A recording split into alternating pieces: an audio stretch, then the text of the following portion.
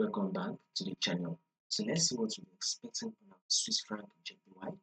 So if you take a look at this trend, if you are yet to subscribe, make sure you click on the subscribe button. For you not to miss out on the next update, click on the subscribe button, like share. So yesterday we did analysis on Swiss franc JPY, and price was around here. You guys are market to reject from here, and this is exactly what market has now rejected from this, and it's in down.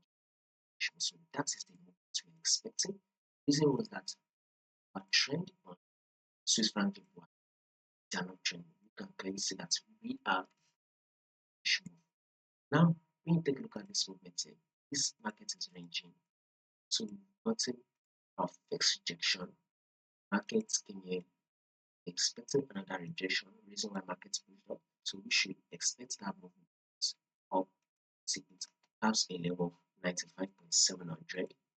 That should be our next level on Swiss franc JPY. 195,700 should be our next target. Once it does it, expecting an update on Swiss franc JPY.